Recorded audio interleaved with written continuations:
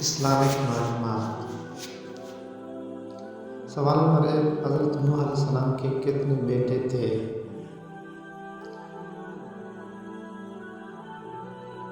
जवाब है 4 बेटे थे।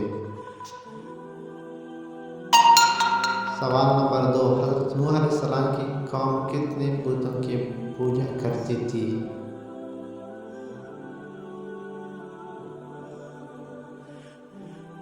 जवाब है 5।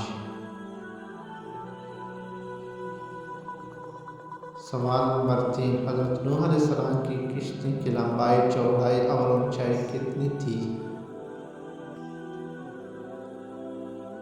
जवाब, लंबाई 300 गज, चौड़ाई 50 गज, ऊंचाई 30 गज।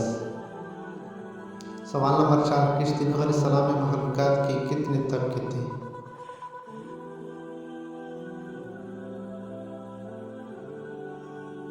तीन तबके थे। सवाल नंबर 5, सबसे आखिर में कौन सा जानवर हज़रत नूह अलैहिस्सलाम की किश्ती में दाखिल हुआ? जवाब है गद्दा। मज़ीद इस्लामिक मालूमात के लिए हमारे YouTube चैनल को सब्सक्राइब करें और वीडियो को लाजमी शेयर करें। शुक्रिया।